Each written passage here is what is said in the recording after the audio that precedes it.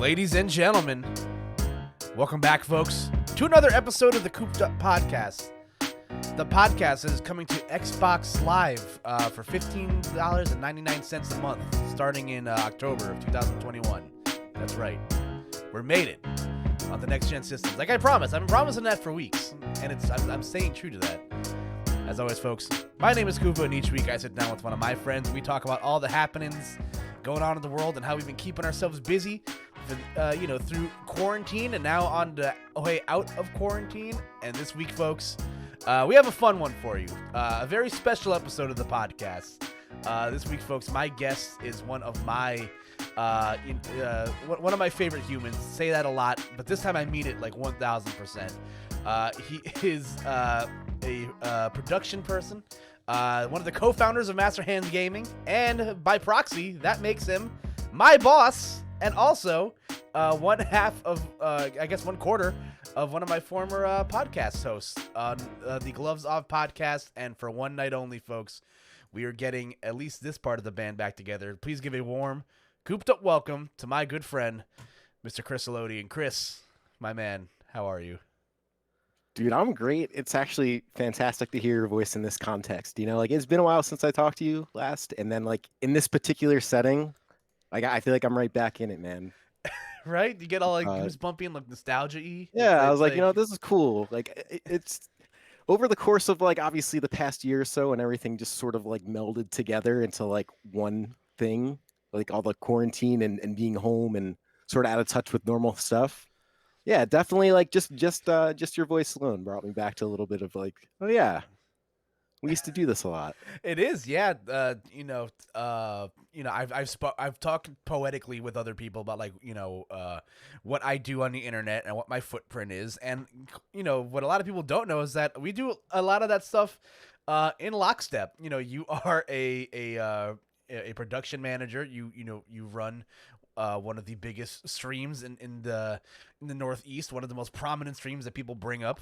And that's been our jam for a while. And for a little over 2 years, we hosted a podcast together where we talked about things on a weekly basis. And I thought, E3 just happened this week. It's Christmas for gamers. It was a really interesting E3, depending on which company you were rooting for. Yeah. And you know what? We made our bread and butter, as former co-host of the Gloves Off podcast, talking about E3, all those years ago, and all the fun reveals that came along with it. So I thought, there couldn't have been a better week for me to get you back on the show, to get you on my show. So it's nice. I'm the one driving this time. I'm the captain now. Yeah, I'm sitting here. I'm enjoying the ride though. Yeah, so it's funny that you bring that up, right? I do think about that because back in the day, we were recording Gloves Off, I guess every single week for the most part, like religiously too, right? Like there was a point, dude. I forget how many consecutive episodes we hit, but we hit like 50 or so consecutive episodes. We did the podcast for over like, almost 2 years, like a little over 2 years. Yeah, and the thing is it started with the power rankings, New Jersey power rankings. Basically, we put on that presentation for it to reveal all the who was on the rankings, and we did the whole like player card thing, and that was like actually what started it. And then I guess we just went with it. But this is a good week for it because I think we have at least 2 podcasts in that archive, which is still like, I'm glad that's like forever on the internet, by the way. Yes. Like, but in any case, we have like at least 2 episodes with like E3 stuff. So it is a good week, and this was actually a really good E3, especially for like me in particular. There's a lot there, man. But yeah, I know I'm so excited, and and I agree with you. Like, my parents always warned me as a kid. It's like, hey, listen, like, be careful what you put on the internet because that's going to be there forever. And there's for every one picture of a solo cup that I have on my Facebook page that might have prevented me from getting a job, 10 years ago, there's at least one episode of a podcast where I wax poetically about Sonic the Hedgehog. At least once a month. So, I'll leave it up to the discretion of my future employers of which of those is more offensive in regards to me getting a job at their company. So, No, cheers. I'll drink to that, bro. Yeah. That's what I got to that. But I'm literally just picturing that the biddy image with the solo thing. yeah. As soon as you said solo cup, that was the only thing I could think of. Oh man, that's the best part about like sitting down with like someone in just like our immediate circle, because like all those inside jokes. I think back to I think it was like last I forget what had happened, but there was just like everyone just was just like airdropping all their like meme photos in like a Twitter thread, and It like happens like every few months or something. It's always my favorite time. yeah, it's great. It's like trading card season. It's so good. Everybody's got so many good ones. There's so many that are just like lost in like the trenches of time, and it really puts in perspective how long that not that not only how long we have been around, but how long we've known each other. Because it's just like, oh my god, like this picture got taken Long like 4 or time. 5 years ago. Yeah, it's been a minute. I that was actually I've been in a little bit of like obviously we go through ups and downs, but like so for me in particular, seeing those meme photos, it's weird, man. I can understand like why parents get a certain way when they look at like old photos and they start talking to you like you're like a little kid. Like I could kind of get it because I think about like where I started, like in terms of just like doing any streaming or like any events at all. Like I don't even think Gons was driving yet, maybe, or maybe just got his license. Like James looked like a child. Like you remember like what fresh cut James looks like. Oh Like man, it's like yeah. So dude, it's and like I think raw meat. It's like this. It's weird. dude, it's weird. Yeah. So it's just like I think about that. I'm like, this is like literally the context in which like I met people. Meanwhile, like I was in my point where I was getting like jaded on life, like mid-20s, like I don't know, I have to do something kind of deal. And like so I think about like the combination of those things plus like Smash 4, like the mess of a game that was, but also legendary. Yeah. Like it's really like seeing the pictures really sort of does put in perspective because like yeah dude, like I think I said this a little earlier, yeah, on the show. I was like 6 years ago I think I've been doing this, or maybe we were talking about that beforehand. But like a lot happens in that time because like when we were bring this full circle, when we were like doing the gloves off like every Mm-hmm. week, like we were literally following a trail. Like if you go back and look at some of those title names like of gloves off, they're all in like a playlist. Yep. I think they're by season or whatever. Like, and that was the other thing. Like that was ambitious, but like you learn in doing that kind of stuff. But in any case, like if you even just read through the titles, like it's kind of like a story. It's Mm-hmm. funny just to go back and look at like everything from he's gonna jump at like collision up until Yeah. like an E3, up until like what was like the last big character reveal we did on that show. I'm trying to remember. Oh, Steve okay. wasn't out yet. Like It might Steve have wasn't been out yet. Byleth. It might have been Dude, Byleth. yo, I think it was. Yeah. It was. I remember the Yeah. overlay. Because Who that's came like right out when the and world shut down. Min Min. I think Yes. maybe Yeah. we That's got what to it Min was. Min. Yep. Yeah, because I remember the overlays. Because at that point I was making cool overlays and I was feeling it. But then like everything else was like exploding.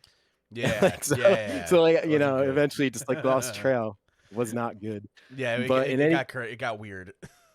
But like, dude, like I think about in that time, like I'm happy to have at least dedicated, I don't know, it's you got yeah, like I guess what I would say 5 consistent years of like weekly content on Masterhand that like, whether it be in a tournament, a podcast, both, several, like there's something there and like it kind of like tracks the sequence of things because then like you look to now, it's literally we're in post time skip.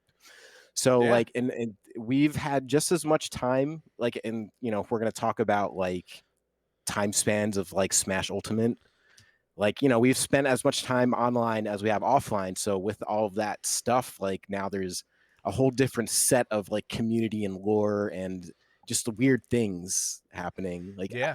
I don't even know how to describe it. Like it is very like it's different though. I Yeah. know that much. No, I agree. And like, there's so much to talk about. Obviously, I have so many fond memories of just like creating content, every week on a consistent basis. And like we mentioned, all those episodes are still up. So like, if you guys ever like want to take a stroll down memory lane, I think I remember one of the big episodes we did is right when I think it was like because we started with the PR shows, like we mentioned, that we were like one of the first like big areas to start doing that. I think Oh, we were the first. yeah, 100%. because I remember I actually stole that idea from our third talking head, Hazmat, because he would do that on like his personal streams, where he would like go through like the smaller region. Is He that would, how yeah, it started? yeah, that's how I remember doing it. I remember we were at James's house for that weekend. We were supposed to go to the beach, and nothing ended up happening. So then we ended up like putting on one of Haz's streams. and he was doing a like a reveal of like all like the smaller regions of like New England's PRs. So like he was doing like New Hampshire and like Vermont and like all those areas, and I'm just like, oh, that would be like really cool. And then we did it, for one of our PRs, and that's kind of what started the whole thing. We made it this big grandiose event, and then I noticed these other regions started doing the same thing, and I'm just like, wow, like we're trendsetters in that regard. And then Let me, dude. I'm sorry, I don't have to cut you off. I feel no, like go we're for it, go for it. dude, we have definitely trend set a lot of stuff, and I think it Yeah. really goes unspoken. Like it's interesting, and I've been thinking about it now because I'm in this weird transitional point where I'm just like, okay, so I'm a grown adult man with like grown adult man like issues and like things to worry about, right? Uh huh. So you have passion projects like Smash that I've invested a lot, time, money, whatever you want to call it, and I did it in a way like where I'm privileged to have been able to do this, like through all the ups and downs, like to have an opportunity to like like for me, like I don't really care about exposing myself on the internet. It's like like Yeah. I live with my parents. Like literally makes no sense to like pay rent, like all the things. So like I had an opportunity where I'm like, all right, well I could invest in trying to do this. Like I actually remember Mm-hmm. seeing VG Bootcamp streams and being like, yo, this would be really cool if this were like local. Mm-hmm. So it's like at the end of the day, I feel like that was like my ground zero, and then I ended up like leaving like a mortgage job that was like awful. Fun Yeah. fact that like my old boss actually is in like on his way to prison too. It's so funny. I'm What? dude, like just mortgage fraud stuff, like business, like it's crazy. I've been around so many weird things, like in the middle of just like Oh trying man. to do Smash locals, Oh my just like god. trying. I basically parlayed like any other job money into like master hands for the most part. Like, but in any case, I forget like why I even tangented in here, but like I don't know. Trendsetters. So yeah, trendsetters, right? Yeah, because like I think that this is a thing. Like it's very like the more technology becomes what it is, and the more people who are growing up in that get familiar with it. Like even you, right? Like working on these podcasts and Yeah. learning production on that end, like that's an actual skill you're doing. And that's like I can tell you firsthand where I started with like master hands, where it's just like okay, like you teach yourself the things that you know are required to get end goal, which in this case end goal was like esports in my area. Well, I'm calling it esports just for the buzzword, but at Yeah. the end of the Sure. day, competitive Smash Brothers with like cool things around it.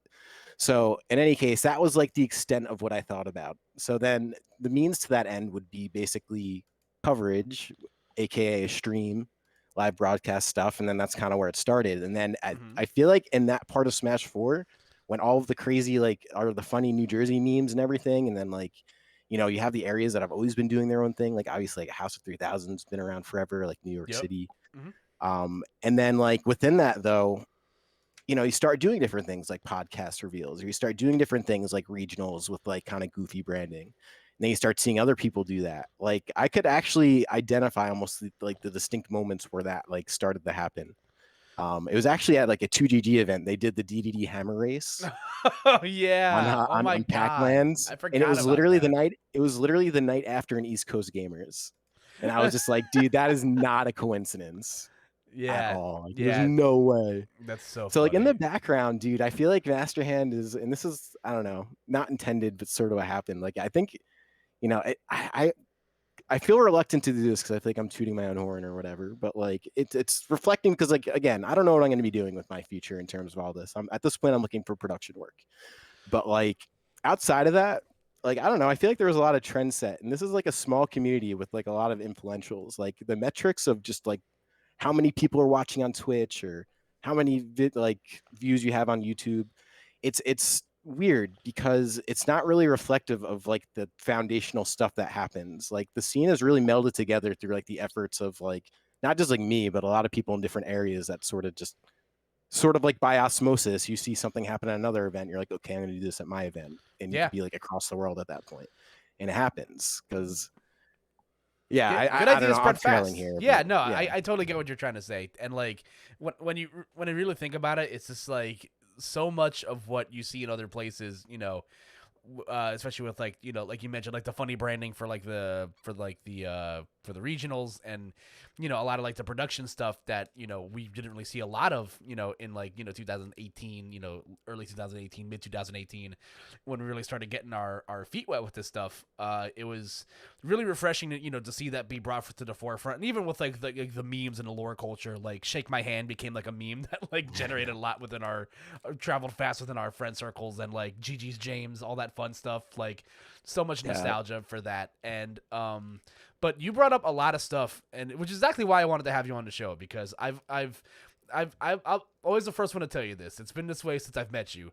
I've always said you are far too handsome to be working in an industry with video games. You'll see Chris's beautiful shining face on the YouTube playlist if you're looking at this. And like you mentioned, you've had a quite the life, before you eventually found your way onto gaming. And you've told these stories, whether it be off the record or on other podcast mediums, because you've been making the podcast rounds the last the last month. This is the second podcast you're going to be on, I believe, this month. Am I correct?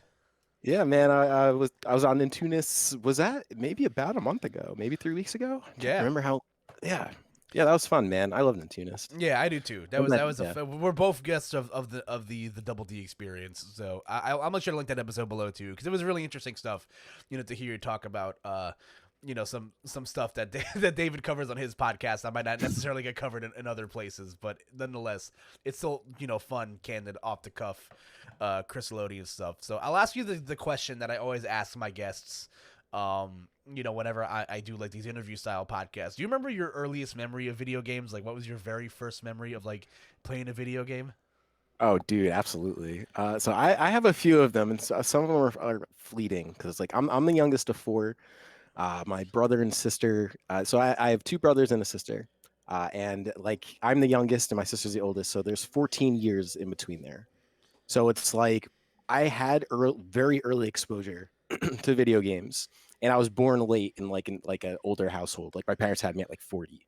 So like I'm growing up and I have literally just like a Nintendo and unironically like games that are worth like good money now, just because over the years or whatever. And like I remember being old enough, and this is actually really cool to be able to say, is like, so a lot of Nintendo games are probably my earliest memories, but it's like a jumble. The one that I remember, like, and it's gonna sound corny, but like there's a reason why I'm a big Mega Man fan, was Mega Man 6. Like that was I remember going to Toys R Us and seeing that game like on the shelf because my brother wanted it.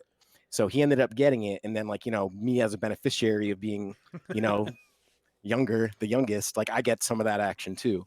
So I mean, I didn't really play it because I was terrified of it, because like a little baby with baby hands, like baby man can't play video games. So it's like I'm watching the games we played by my brother is like 3 years older than me. So like at that point, you pick up a little bit watching, and then he gets better, and then eventually like I get to points where I start to play. So the earliest games were Mega Man 6, and then like Mario 3 was a big one. Mario 2 was a big one. What else? I remember there was this game. It's actually on the Nintendo Virtual Console called, I think it's Shadow of the Ninja. It's a Nintendo game. Yes. Yes, I'm familiar. Dude, that game is really good, by the way. For anyone like who are those obscure games are a little disappointing on that Virtual Console, but I will say, at least Shadow of the Ninja is an obscure game, but it's actually good. So like there's like one winner in that.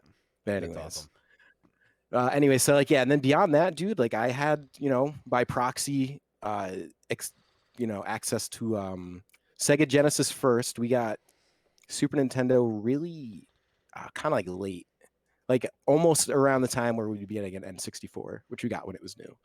Okay. And then like I was literally always packing a Game Boy. I remember having Game Boy Color and Pokemon like Red in my pocket pretty much all the time. At the age of like 6. So it's like I grew up in very good prime years of gaming. I was very fortunate. It's so different now with all the touchscreen and apps and everything. Yeah, no, it's funny games you mention on your that. TV. Yeah, dude, it's so weird because like I think of what it must be like to be a kid growing up with video games now, and like something I'm sure you can relate to is that you have nephews and I have nephews. So looking at my oldest nephew is 11, 12, 13 now, and he loves like Minecraft. He loves he loves Minecraft. He loves Five Nights at Freddy's. Like all these like scary like off the cuff computer games. It's weird stuff. Yeah, Like I know. it's definitely a little jarring now. But like and like I mentioned, but like you mentioned, when you were a kid, growing up in the era that we're familiar to, everybody locked around with their Game Boys in their pockets. Yeah, everybody kept that. Everybody stayed strapped as a kid on the playground. Like, Yeah, you never hell know yeah, when, dude. you never know when you're gonna run into somebody who had like, a Pokemon game as you, or had like a Mario Kart, Mario Kart D, whatever the Game Boy Advance one was, or your DS one. And nowadays, like, obviously the Switch has been huge. It's people are just bringing like whole consoles with them. You could like experience these beautiful games in like, on the go like that. But also, like you mentioned, like mobile games are huge. Like my nephew doesn't leave the house without his iPad. Like Oh yeah, he none of them do. yeah, it is incredible. Like Required. like the fact that you can like play Minecraft on my refrigerator, like the way the technology is advanced, being a kid playing video games now is like, it's like the world is your oyster. It's incredible. Well, because you get to experience generations worth of media all at once. Where that media, like when I was younger, and this is where I sound like grandpa for now. Like, I mean, there's going to be more than a few times, but when I was younger, that stuff just didn't. Not only was it not available, it just didn't exist. So I'm playing Pokemon Red, just barely reading through the menus, figuring that shit out with the pixel graphics and everything, and trying to get good lighting on the screen because those weren't backlit. And then you think about it now is, yeah, you have like a full, 1080p 60 FPS game on the go Yeah. at any moment. And then even with like, I know we're gonna get the E3 in a bit, but like even E3 with all the announcements with like Xbox integration into TVs and all of that kind of thing, it's kind of incredible, man. Like you could have any kind of experience you want now as a kid. And the funny thing is there's a mix of, I guess, I don't know. I don't want to be insensitive to like app developers, but so I'm just gonna keep it at apps. Like, there's a lot of like things I'll see like my nephew play.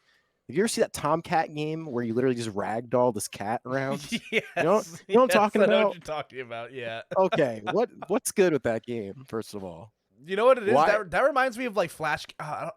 Maybe I might be reaching a bit here. But I remember there was this Flash game I played all the time as a kid when I was in school. And there was like a weird like subsection of like those like weird of those Flash game websites dedicated to like, there's like this ragdoll avatar and you get to like light it on fire and like drag it through like glass and shit. So like I remember there was this one game where like it's just this like this like lifeless like gray blob circle thing, and like you just have like a drop down like like Windows menu where like you can like select fire, select water, oil, and you can just like light this thing on fire and just like cause chaos to it. And I would just spend similar. I would just spend mindless hours in like fourth period like twice a week just doing that. It was like the most stimulating thing for my brain at the time. It was incredible. It's hilarious. Yeah, I mean, you mentioned Minecraft too. Like, I think everyone is obsessed with Minecraft at some point. Minecraft is in a weird way life. Like, I don't know how to better put that, but it is ushered in now a couple generations worth of just like kids. Like, I can't even imagine having Minecraft when I was younger because you could low key get a little bit of like an engineering like introduction through Minecraft. Like, there's a lot to be had there in terms of like a simulation and actual developmental stuff if you're younger. That's like stuff I push for my nephew is, he's super in the Minecraft. And he's figuring out the game mechanics. He's still kind of in his goo goo gaga phase, but like he's honestly like watching him play is incredible because even if it's like a couple weeks I don't see him, I'm just seeing him like just the cognitive ability because like he'll just mess around in Odyssey or whatever. And I remember, going back from a year or two ago when he was just like, why wouldn't you just buy the stars? Like him saying that to me and me being like, I can't believe this. Because, in that game, you could literally just buy stars instead of actually having to get them in Odyssey. Yeah. And so he's asking me, he's like, why not just buy them? And I was like, ah. Because I did like the hardest part for him, which was like kind of annoying for me. Yeah. He's like, couldn't you have just gone to the store and bought like a moon or whatever? And I was just like, I guess I could have. But that's not the point. Yeah, it's about it's the grind funny to get there. and because like I kept failing miserably for some reason because I hadn't played Odyssey in a while, and it's funny is my brother-in-law, like I was on that level for kind of a minute. I hate to admit that because it makes me feel like I'm just bad. But like that stage is long. Do you know the last level or the darkest side of the moon in Oh, Mario dude, it's Odyssey? so hard. It's long. Like It's like a long stage I got too. there with 10 I minutes. I think I remember I got to spoilers for Super Mario Odyssey if you haven't played this game yet, but like I think I got to like the second dark moon, and like I got to the darker side of the moon, and then that was hard. That took me months to like because I'd already like beaten the game. I was just like, all right, like I don't need Hmm. to like do anything crazy, and I already knew like what like the completion bonus was for doing everything, so I wasn't like super upset for like not getting there. But like I got to like that part of the game, I'm just like, this is absolutely insane. Like I don't want to do So, anything for the rest of the day. dude, yeah. So like I sweat on this level to do it, and this kid goes, "Yo, you could have Uncle Chris. You could have just went to the store and just paid some, just played some coins, got the moons. Like, why'd you go through all that? Like, we just spent 2 hours on this." There was a point where he was asking me, he's like, "I don't want to watch this anymore." Basically, I'm just like, "No, we're doing this and whatever." And my brother-in-law is just like, he's teaching him like basically a lesson, like I love that. whatever. So in any case, I just think about that era now, right? So it's like Yeah. you go from like that experience in general just not being available at all anywhere to now, you could have that at any age and you kind of grow up in it. So again, it's you develop around that stuff. It's watching him do it is amazing. So that was a huge tangent from basically saying like watching him play Mario Odyssey now versus a year ago sort of blows my mind. Like it's just like, wow, this is actually cool to see like a human figure a thing out and get better at it, like notably. Yeah, no, I love that, and I even see with like my younger nephews now, like I'm watching them like use this technology, and one of my brother's kids is turning 4 in a couple of weeks, and I'm just like, oh my god, like he's so smart, like he knows how to operate like the iPad and like navigate YouTube all by himself, and like now, and even not just with video games, but with like television and stuff, because like they just rebooted the Rugrats on one of the Oh yeah. on one of the streaming sites, and I watched it. I'm just like, wow, like this is still like pretty good. And then like my nephew was watching the Rugrats. I'm just like, this is so like 180, because like that was my jam as a kid. Like I watched the Rugrats all the time growing Hell up, yeah. and like now like it's like a full circle thing where like I get to be like the cool uncle and like experience these things with like my nephews again. It's just like, and even with like video games, it's just like they love to watch me like play Sonic or like Mario Odyssey or like any of those games. They're just like, whoa, like that's so cool. I'm just like, yeah, and one day you're gonna understand how frustrating this is, and like how many gray hairs I've had to endure to like get this far. So you better get used to it, kid.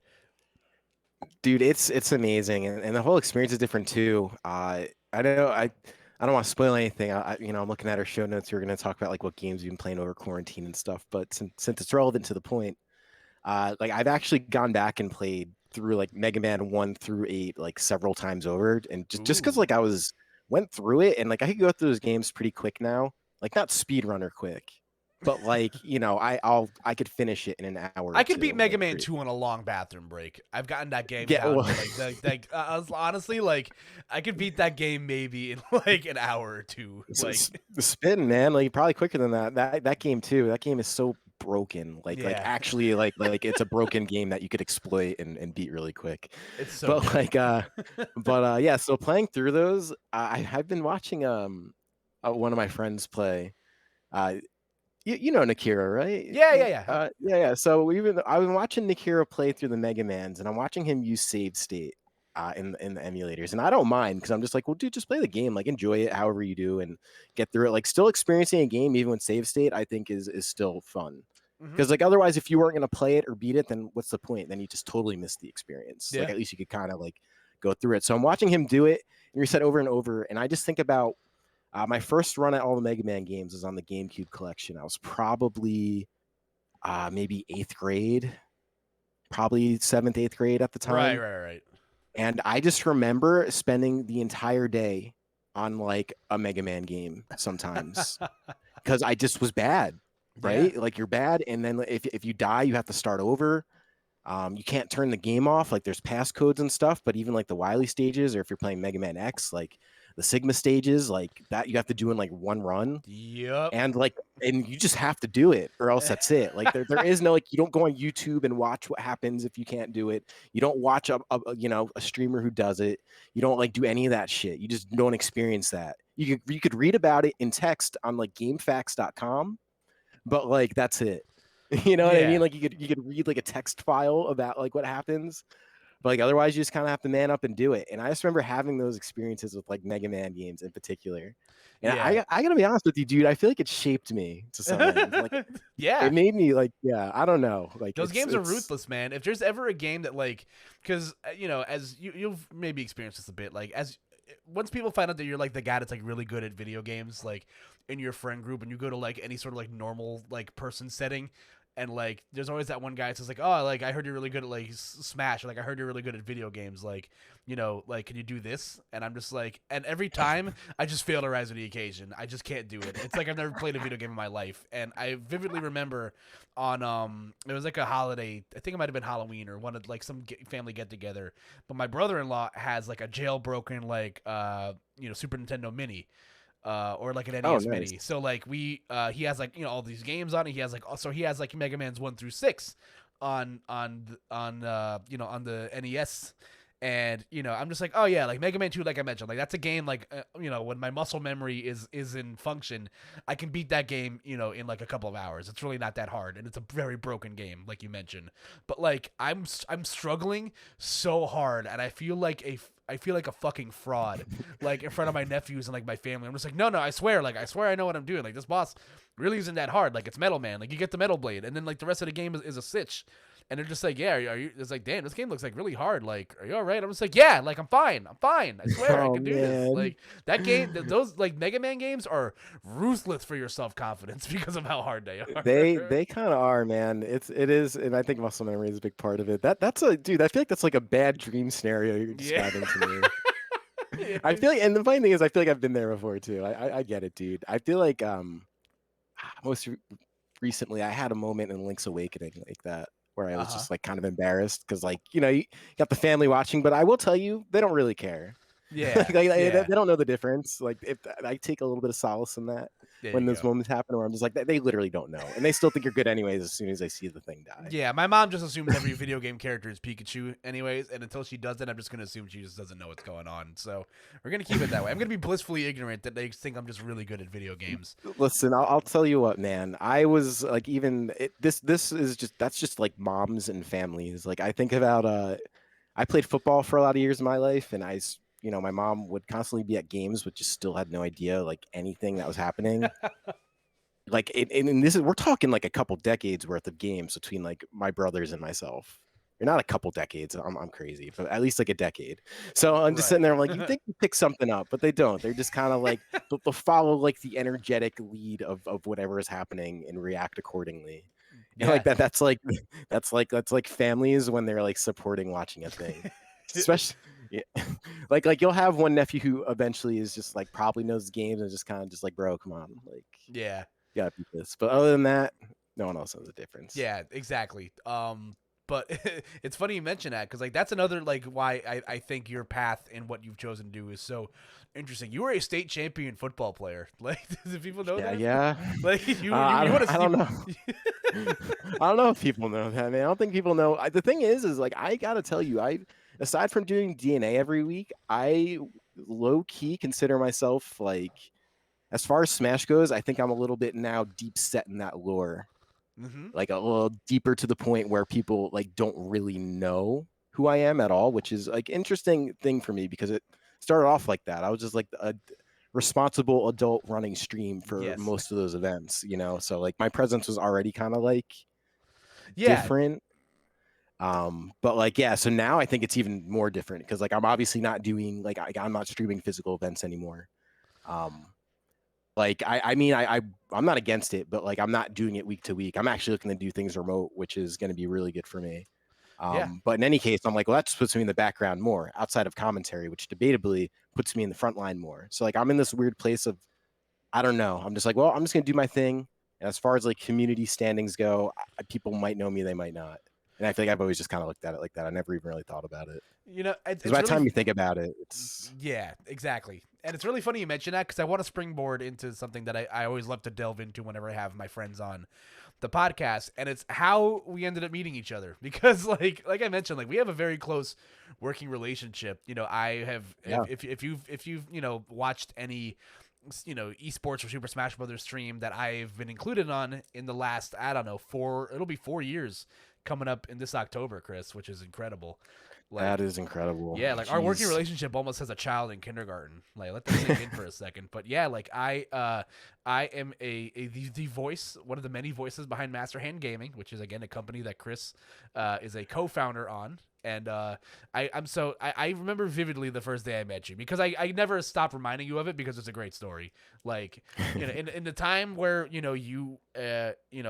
Master Hand was on the rise. You know, there is the prominent streamers that had lived in New Jersey at the time that like streamed all of our weeklies and all the big events. They had left. They had left the state to like do other stuff. So there is a gap in content creation for Super Smash Brothers, at least in the state of New Jersey. So there was, we weren't really sure like what direction that stuff was going to go. And then, through the avenues of our other friends like James and Biddy and other people that, attended like the central to like South Jersey area, started popping up. Masterhand Gaming is a name that I saw a lot of. And I'm just like, oh, who is that guy? I don't know. I want to know who that guy is. And like, cause like, I'm thinking of like some of like the earlier stuff you did. Like I remember Shiver Me Smash was a fun one. Oh my gosh, yeah. The lore of Chris ZX 2-0 lifetime over Jackal, like deep on the iceberg. Like, people know that stuff. Bro, I actually think that was Poopums. That's right. I'm pretty sure it was, man.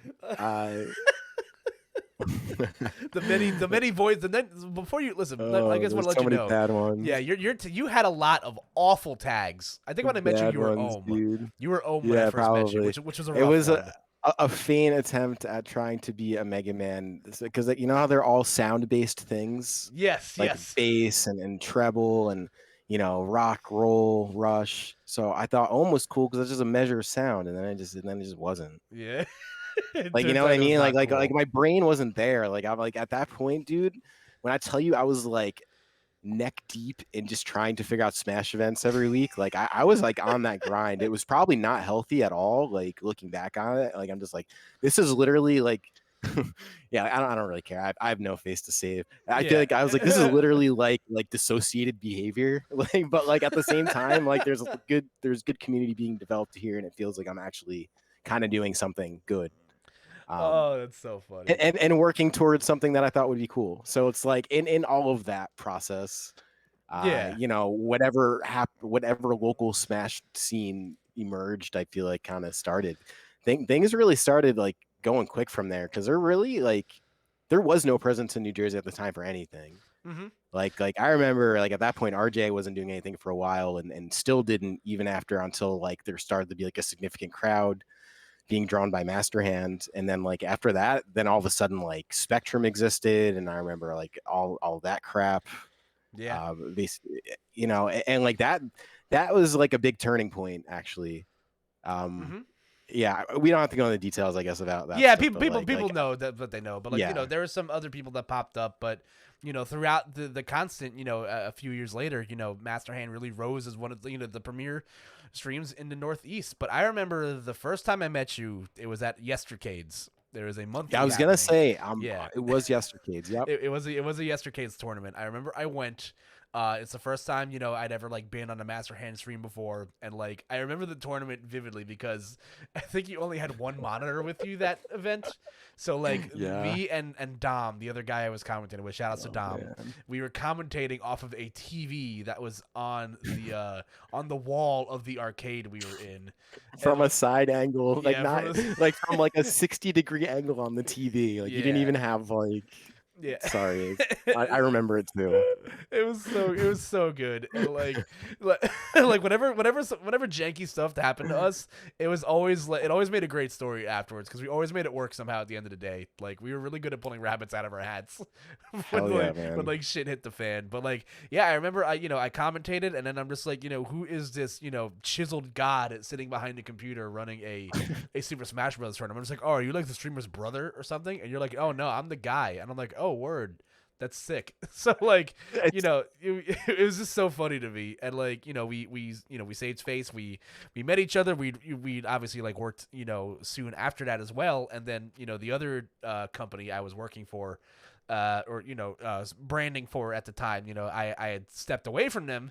And then, we both had a like-minded vision what we wanted to do. And like, it was a mutually beneficial process. I had a big presence, as a commentator, and you guys were starting to like, make the ups and comings of of a big weekly event. And we'd obviously like, had a good working relationship together, and thus the Masterhand Gaming Koopa branding partnership started.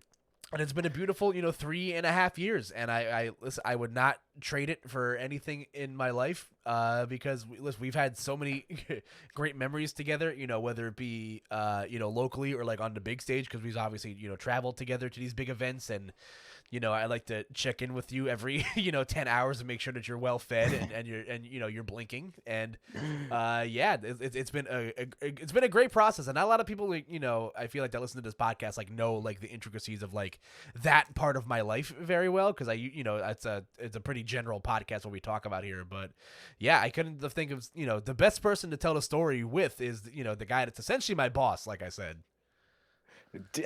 It's funny, man. You say it like that, and like I never even think about it. Like I never, I think of like Masterhand. It's more community, like in a sense where, like when you think of esports orgs, and at the time, like I guess Masterhand would kind of fall under that. Um, there's things that need to happen. There's work that happens, and a lot of times it falls just on like having players there, having people to commentate, and the stream end. Like I took care of because that was some of the heavy lifting, but when you started coming into the scene like that, like on the regular and starting to be a voice, and then like you have players like James, you have like Jackal, all those guys that are actually like pretty well known beyond just this area when it was not like that then. Like that is like where I see a lot of the ownership in. Mm-hmm. Like on paper as an LLC, like yeah, I own Masterhand Gaming, right?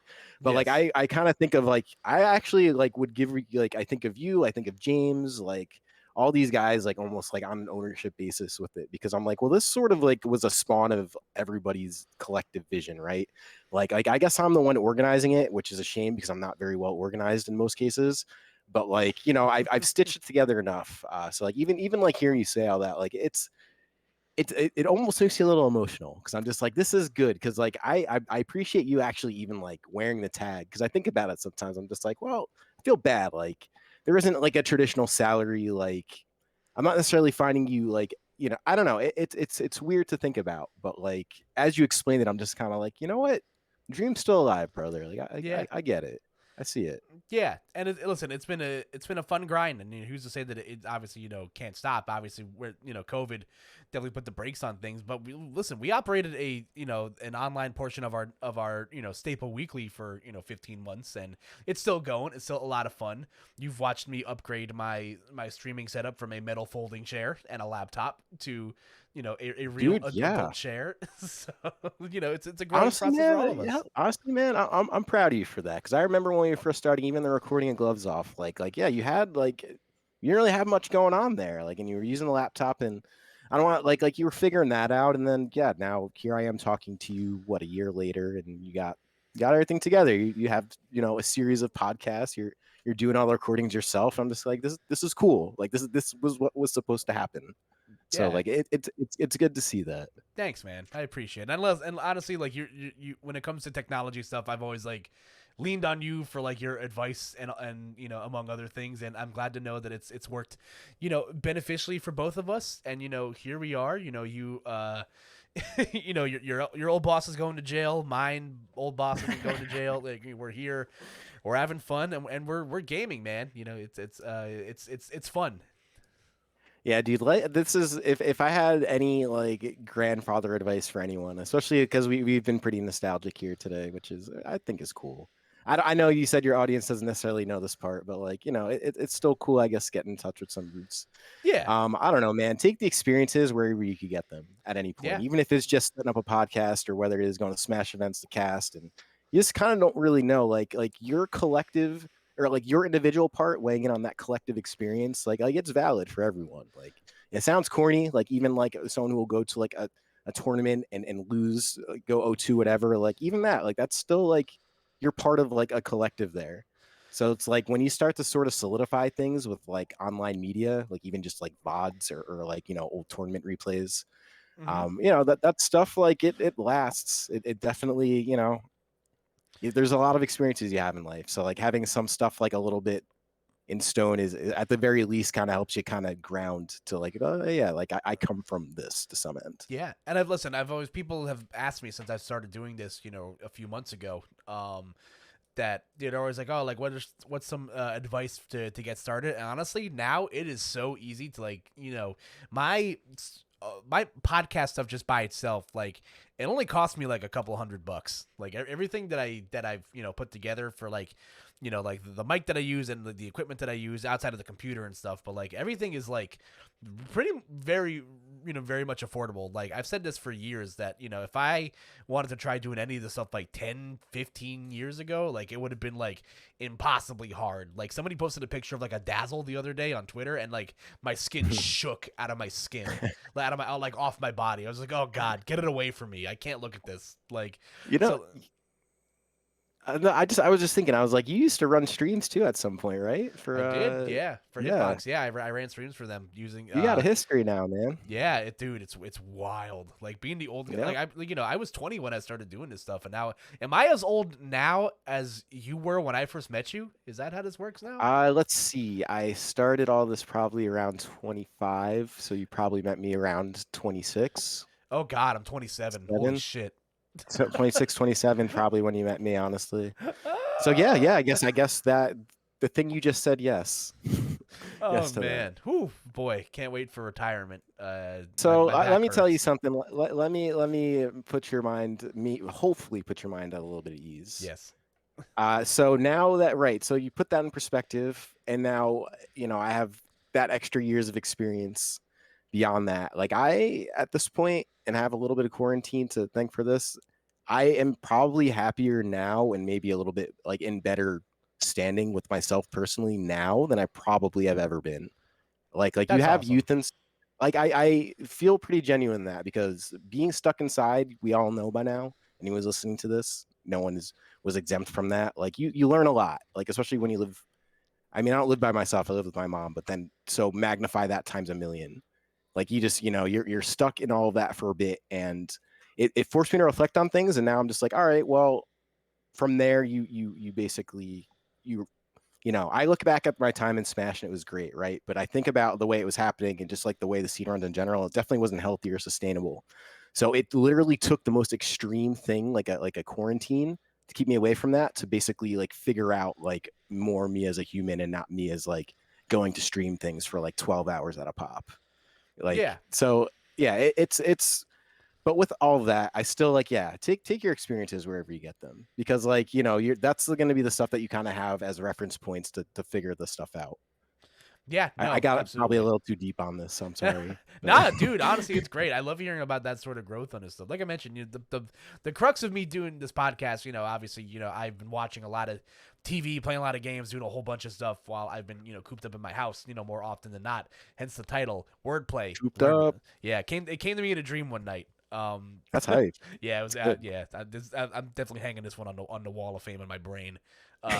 But yeah, like, and but even then, it's just like I love hearing my friends, like come in and like talk about like some personal growth that they've experienced, over the last 15 months, because like you mentioned, it's a lot of self reflection, a lot of time to yourself, and everybody's got stuff to figure out, and I love to hear that from my friends, and I love seeing my friends prosper. It's great stuff. This is why I do this. It's mostly, not only is it a way for me to force onto my parents to prove to them that I have friends, but also it's like, yeah, like, it's nice to hear everybody go through their personal growth. So I mean, they say, you know, I don't want to throw anyone off with any kind of woo stuff, but they say on like a kind of like a spiritual, emotional level, where if like the people in your life, if that you experience and that like you would consider close with, they're doing well, that's like a good indication on yourself, right? Because if you're good internally, then externally you'll see that out. So that's why it's good to like actually connect with people.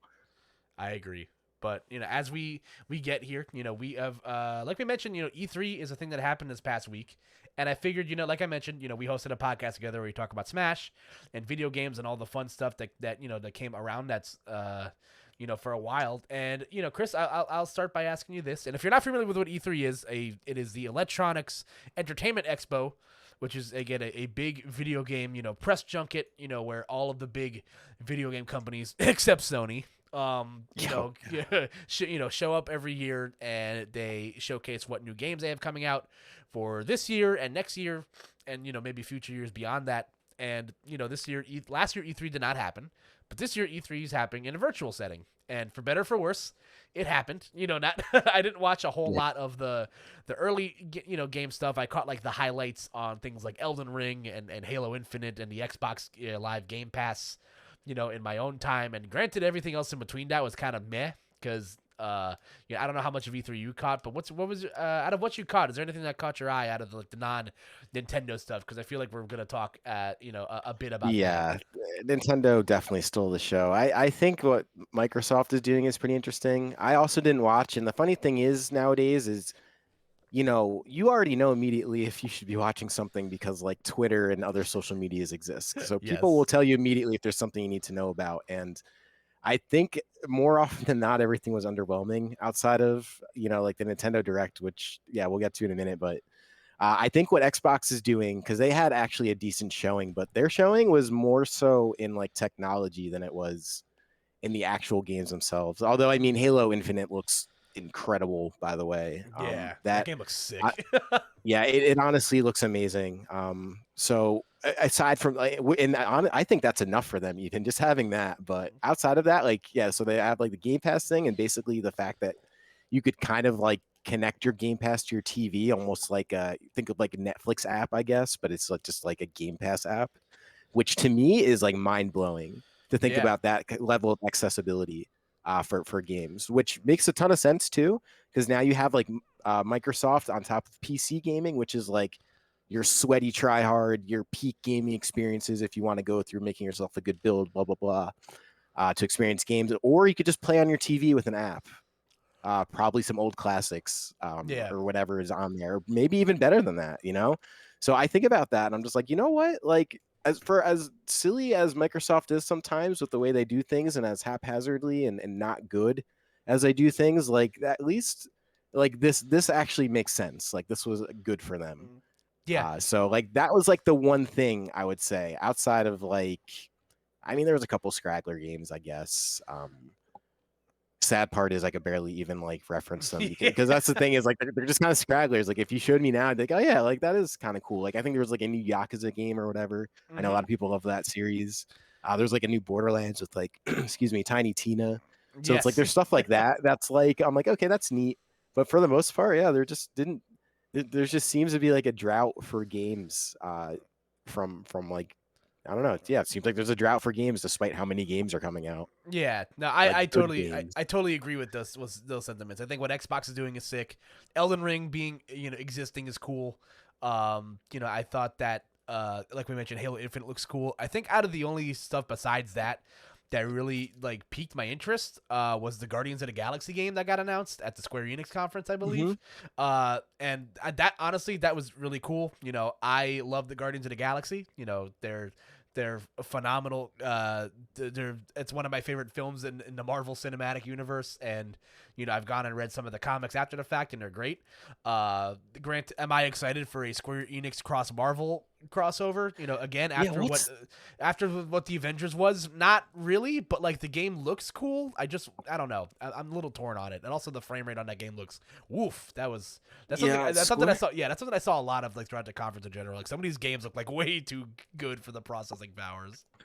It's weird seeing Square involved with projects like that. Uh, Yeah, it's but weird, right?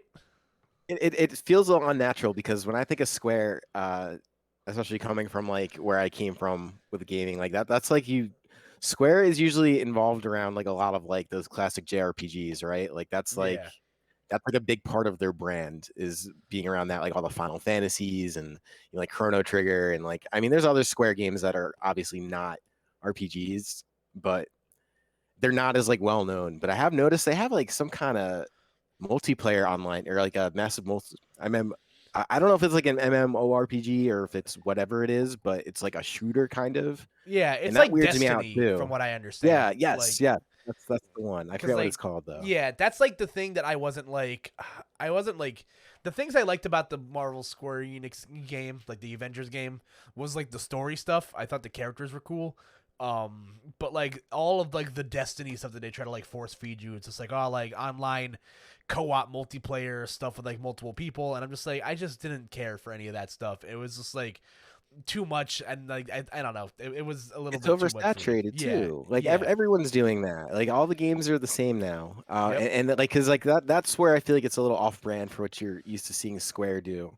Because you see them do like a the Final Fantasy VII remake, and hmm then you see like that, and you're just like, who is this? Like yeah, there must be like it feels like very American, more yeah. American than it has. And I don't mean to sound like a way by saying that, but it just I don't know, something feels different at Square to me. Um, It and was they're a fine. primarily Japanese company is Yeah, all I'm getting at. But yeah. It oh, was one weird. one thing that was cool, by the way, is that Metal Slug Tactics game Yeah, that plays like yeah. XCOM. That looks incredible. It's like pixel art and stuff. It was a good weekend for strategy games. like Dude, it we was. got that. We got the Mario Rabbids sequel or whatever that is. Have you You know, played the first one? I have not actually. I still haven't. Dude, I know do it's it. like Do five it. Do bucks it. Do right it. Do now. it. So Yeah, it's very worth it. It's like a top 5 Switch game for me, like unironically. I have a GameStop gift card that I still have to use for my birthday. I might waste it on that. I think it might be time. Yeah, I mean it's cheap, so it's not like you'll be spending much money. Apparently, the DLC is good. I haven't played that yet. I probably will now that there's a second one coming out though. The Hell yeah. DK Rabbit DLC. Oh boy, yeah. I'm very excited for Rosalina Rabbit. Not excited for everything else that comes with that, but yeah, what we we've alluded to it a lot. Obviously we make our stakes as as Nintendo fans and stuff. So Nintendo had their big direct on Tuesday. This past week actually was it already this? It was this week, right? Yeah. Time's a flat Yep. circle. I have no idea what's going on anymore, but Yeah, and you're right about that. It yeah. was this past week though. Yeah, it was this past Tuesday. It was a 40-minute direct. There was no announcement of the Switch Pro yet. I'm not saying that can't happen somewhere down the line, but Nintendo focused a lot on the content, and we'll go through. I have some notes up in front of me of like all like, the highlights and stuff, and like what I found interesting. But off the cuff, Chris, what was your favorite thing to come out of this? I think I might know what one of your answers is going to be. Oh, dude, yeah. I mean, we were already kind of talking about it before with strategy games. Advance Wars 1 and 2 reboot. Talk about unexpected.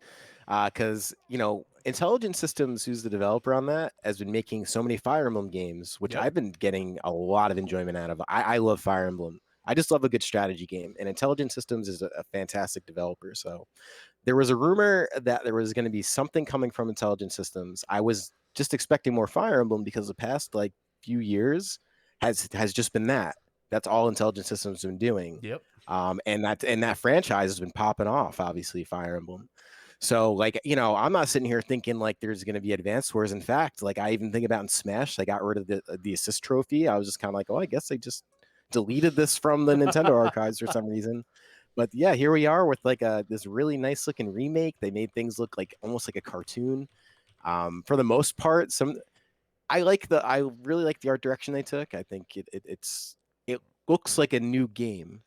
It's like what you want to see as a classic fan. They took like kind of those 3D models, and then like the actual character arts are like actual cartoon art, Yeah. and it's good. So some of the portraits aren't the best, but like for the most part, the way they move and like the cutscenes, like it's hard to even care about the characters at that point because it just looks so nice. Yeah. So like Yep. that is a big one for me. I was pretty excited about Metroid Dread. Obviously, I don't know how anyone could not be. I know it's not Metroid Prime 4, but it's literally canonical and it's 2D. 2D Yeah. Metroid games are godlike. Like so, I'm sure that's going to be amazing. It actually looks a lot like this game called Shadow Complex that was on Xbox Live Arcade. I, That was I basically, vaguely you remember remember that that? game. Yeah, I vaguely remember hearing about that game. Yeah. Yeah, because it was it's a Metroidvania game, very much inspired by Metroid. So I'm looking at this game, Metroid Dread now, and now it reminds me of Shadow Complex because like Right. the similar coloring, like art, like, and I'm just kind of like, you know what, whatever. I'm just happy to have another game like this because like those kinds of games are very fun. Like Yeah, kind of from open map, you find stuff, that stuff allows you to do more stuff, and Yeah, and from what I it understand, Metroid Dread's a game that has been like teased in like Metroid game files since like 2005 or something. It's I like saw that. Yeah. yeah, I didn't really know like the history of that, and like, cause granted, like I'm a pretty like casual Metroid person. I've only played like maybe I don't know like two Metroid games in the entirety of my life, which is like, Yeah. which is Dude, you which is got to get fine. on that. I'll get to it eventually. It's a franchise I've long slept on, like not really given You'll the love time of it. day. Yeah. Yeah, I'm sure I'd like it a lot. What I haven't played, I have liked. It's just a matter of like me getting off my ass and doing it. I'm literally just playing Breath of the Wild now in 2021, so like I'm way behind on on the current times. But yeah, that game to me looked really cool. Advance Wars is sick. Like we mentioned, it was a great weekend for strategy games. I think it's we can't not talk about the Smash announcement with the Oh addition yeah. of with the addition of Kazuya Mishima, from the Tekken franchise as the next Super Smash Brothers character. Are you a Tekken guy? Is that a game I you dabble in? grew up with it. My brother always was like a huge Tekken fan, so by extension, like I remember Tekken Tag 2 was like the last Tekken game I really played and really enjoyed. So yes and no. I haven't really kept up with it, but I've experienced it to a pretty decent degree. So I'm all for it. I actually his reveal trailer was great. Him just tossing people in a volcano was really, That it was didn't get great. old. So No, like it was yeah, funny. yeah, It was really good. Like, yeah, it didn't get old. It was funny. yeah, And it is. I like that they were putting some more of like villainous like yeah, presence in the game. You know, yeah. I know. I that's agree. good. I think Smash has always like had a it's I feel like there's been a lack of like villain representation in like recent games, and I feel like they're really trying to like change that with the new characters they've been adding into this game. Obviously Ridley being on the base game, and they've added in King K. Rool and Donkey Kong's archenemy, and Sephiroth being one of the biggest villains in video game history, and now you got Kazuya, who's like you mentioned has this real like villainous energy coming off of him. That's not also just because he has a devil mode, which is fun if you're familiar with Tekken lore. It's really funny because I like Tekken. Like it's a game I've actually played like a lot of, with my neighbors growing up. I always forget that like that I always played as Jin when I played Tekken. So I'm just like, Yeah, oh yeah, like it's just like, wait, you mean this isn't Jin? I'm just like, oh wait, that's right, that's his son. Like I have to like remind myself of the lore of Tekken, because there's a devil Jin, there's just the standard Jin, and all that stuff. But that's a game franchise I played a lot of, like growing up just casually, and it was really cool to see like a character like Korean, like Korean backdashing like in a Smash game. Like that's gonna be kind of busted, and I hope there's a mechanic where like you can go into like the Z axis. It's such a big part of yeah, Tekken, and that would like be. you saw the stage bounces and stuff, the 10-hit combos. Like this character looks like he's gonna have some jank, and I'm here for it. Yeah, man. The one thing I wish is the whole reveal was a lot of close up gameplay. It literally just looked like Tekken. So I'm just like, what does this look like zoomed out? Yeah. Like it looked like he jumped at one point. And it looked like the jump was maybe Steve tier, if that. So like I was just like, Oh I don't man. know. But dude, yeah, Nintendo in general though, like I'm just thinking about like other games, dude. Like that the Mario Party Superstars game. Mm-hmm. Like that, I feel like that's a big deal, man. That's like basically just Mario Party, like old mini games, but with a new game. Yeah, I was I From was what I understand. I was honestly like a little like down on that game when I first got announced, because I was just like, they just updated Super Mario Party to have online play, and now they're like, re-releasing like another Mario Party game, like less than Mm, like 4 years yeah, later. But then I'm like, well, they released like a Mario Party like every year for what feels like 8-10 years, as a Nintendo fan. So like I can't really be too mad about it. And they're bringing back some of the best parts of Mario Party, which is like Mario Party 1 and 2 mini games, which is exciting. I'm excited for that, and I agree. Like there's so much good stuff here. I love the Mario Party reveal. I thought the new WarioWare game looks great. I'm Yep, I'm it sure excited, does. very excited about that. And like even the stuff that like I'm like pretty like a fringe about, like things that I'm not like I wasn't super excited about, um Shin Megami Tensei looks fine. Like I've played enough of those games to like get the gist of like, yeah, like maybe I'll buy it at some point. Like Danganronpa was something that was like wasn't like it's that's been a game that's That was like, weird. yeah, that is weird. It seeing that on a Nintendo console is a little jarring, but like I know that there's That's people weird. yeah, I know that James really, our mutual friend of ours, Is like that real like swears by Danganronpa, and like obsessed? yeah, Yeah. it's a game that's like been on my radar for like years, and like cause those games always go on sale on Steam, and like all of my friends are always like, "Yo, play this game!" Like, because I love like murder mystery, like whodunit puzzle games. That's why Ace Attorney is like one of my favorite game franchises. Like, which by the way, that the Ace Attorney Chronicles looks great. I'm a big fan of how that game looked, even though Capcom's press conference was a fat joke. But Yeah. that game looks sick. I'll probably gonna end up buying it. And obviously, yeah, Breath of the Wild 2 being the it exists. It is as our Hungry puts it, mutual friend of ours, a co-host on the Glintendo podcast, that Breath of the Wild 2 has officially graduated from the vaporware games of games that like only exist in the zeitgeist. And, like now there's like tangible footage of the game being played. So like, what did you think of that game? As because you're a Zelda guy, you like Zelda. Yeah, I do like Zelda a lot. It's funny that you mentioned. I was gonna bring this up earlier. You said you're playing through Breath of the Wild now. Yeah. I played that game when it was new, and the thing is I definitely played it wrong because I literally just I grinded a bunch of temples and I beat I think two divine beasts, and then at that point I'd already had so much time on it, and I kind of just stopped playing. Or I was like, why didn't I just do the divine beasts? Like I got I'm so used to trying to collect everything in a Zelda game, and this game just has too much to collect, like where I wouldn't want to collect everything. But I didn't realize that until late. So Yeah. I'll probably find myself going back to play Breath of the Wild very soon. Is what's funny. But I think I really like what they did with Breath of the Wild in general. So I am personally excited for that. And like I said, I will go back and play the first one because the second one is making me want to do that. And then the Age of Calamity stuff. We talked about this a while back on one of the old episodes, Mm-hmm. the Gloves Off episodes. And I just like the coolest part about that is they obviously put a lot of resources in the big map, open world map in Breath of the Wild. So they used that for Age of Calamity, which is like a Dynasty Warrior game, totally different game. And they just like the same scenes that were used, but 100 years earlier. And then now you have the second Breath of the Wild game, which is still going to use that same background. Yep.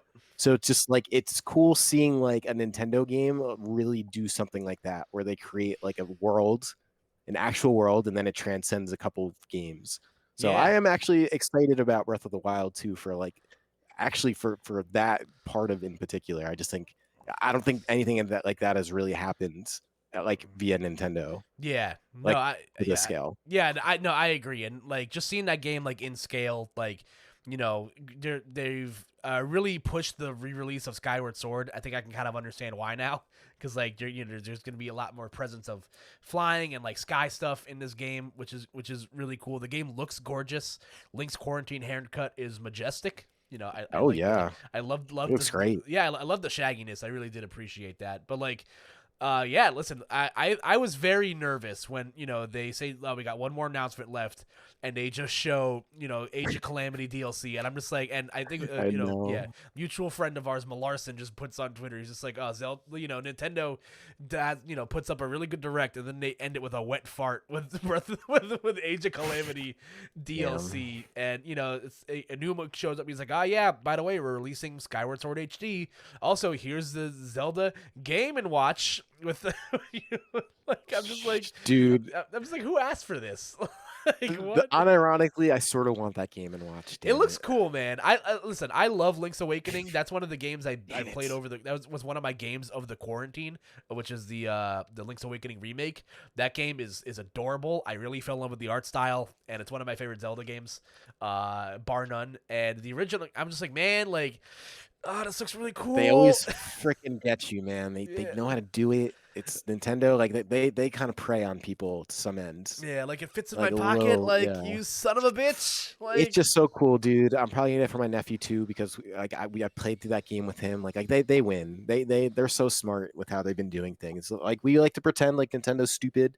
You're like, oh, don't you want our money for XYZ? But they're brilliant, man. They are the gaming company. yeah, Sony's not a gaming company. Microsoft's not a gaming company. Nintendo, they make games. They know what they're doing. yeah, They yeah. got us caring about Game and Watches. I know. In God's year 2021, they Oh, make me want to yeah, buy a we Game have and Watch. Switches, and Yeah, we're they're offering us Game and Watches at it's $50 a pop. But you know what? I guess I'm gonna spend it. yeah. Like I am a consumer. Like Yep, I'm gonna waste my time. F me, I guess. Yeah, Gonna waste my time doing this. But yeah, like honestly, like granted, E3 the bar wasn't set super high. All Nintendo yeah, really that had to do too. is just show up and just like it's like, hey, here's the Smash character you were predicting. Here's some footage of Breath of the Wild 2. Metroid Prime 4 exists, we promise, and some other stuff, and they delivered. New WarioWare, like you mentioned, they announced some older IPs that are coming back. Some stuff that we knew about, some stuff that we didn't know about, and it was really exciting. It's a shame that things like Bayonetta 3 continue to be like lost in the sauce. Like that game, I'm convinced is just like not real. Like it's up there with it's an urban legend. It does not exist. Like it's hard to know with Platinum Star, or Platinum Games. Or I yeah. said Platinum Star, Platinum Muscle Games. memory. Oh God, you never know with them either. Yeah, no, Yeah. for sure. But no, I agree. Like I don't know. I'm hoping for the best, man. But all in all, what Nintendo showed was really exciting. E3 was dope, and again, it's gonna still be Nintendo's gonna be in the forefront. 10 days from now, there's gonna be the Kazuya, showcase from Masahiro Sakurai in his cool studio. So. There's only one more Smash character to be revealed, so like that's gonna be like a big thing. We're probably gonna get news on by the end of the year. There's still the Switch Pro rumors, which I hope really do come to fruition because, like I mentioned, the only real downside was like a lot of these games looked really choppy, and like some of these games look like it's gonna take a lot of processing power, to make them run smoothly. So I hope that there's a solution to that, or if we're just gonna have to, I don't know, like live with 20 frame rate per second, Zelda mash battles in God's Year 2022, whenever It's possible. Breath of the Wild 2 drops. It is very possible. I'm not holding my breath on that, but It's possible. yeah, it is. But it's exciting. But yeah, listen, I'm excited. It'll be cool to see what Nintendo does, and I'm very much looking forward to getting my hands on some of these things, in the later part of the year, because I'm excited. I'm ready to like the quarantine for me was the big awakening for me has been like playing games again. Like I've always considered myself like a bad gamer, but like once I got my like Nintendo end of the year review, like I doubled the amount of new games that I played in 2021 in 2020 that I did in 2019. So I'm excited to like sit down and like enjoy video games again. Dude, that's a whole mood. I have actually the coolest part about quarantine has actually been I've gone through a lot of games, as you were just mentioning. I think a lot of us have, but like the games I went through were a lot of like older games. Like I mentioned earlier, like I ran through all the Mega Mans again. I ran through some of the Castlevanias. I was playing like Contras. I got the Sega collection on Steam because you can get ROMs for like a bunch of Sega games. So I literally ran through I ran through like Cool Spot, X-Men 2, all the Sonics. Like I've just been making rounds through that. It's cool. Like it's cool going through some of that stuff, dude. There's like going through different generations of gaming is a worthwhile experience for anyone who might be curious about it. I can tell you that. No, 100%. I'm very, very excited, and we've been going for a little bit over an hour here, so we were reaching the end of our time. And Chris, I gotta say, it was fun getting the band back together, and I'm sure this won't be the last time. I'm sure I'll find other excuses to have you on to like, Dude, anytime, anytime. This was fun, but listen, let the people know at home where they can find you, what you're doing, what parts of the internet you're mucking it up in.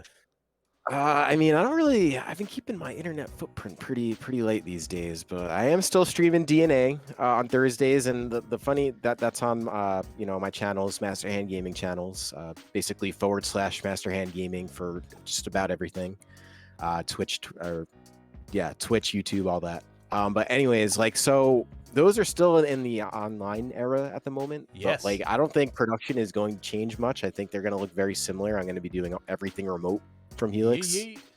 Literally everything. They're just sending me gameplay. Very similar to Hell like yeah. Smash World Tour.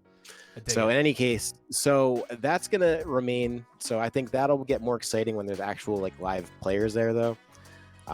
So like that's kind of been the extent of it, man. I mean, I'm on Twitter, I guess, like chriselodeon.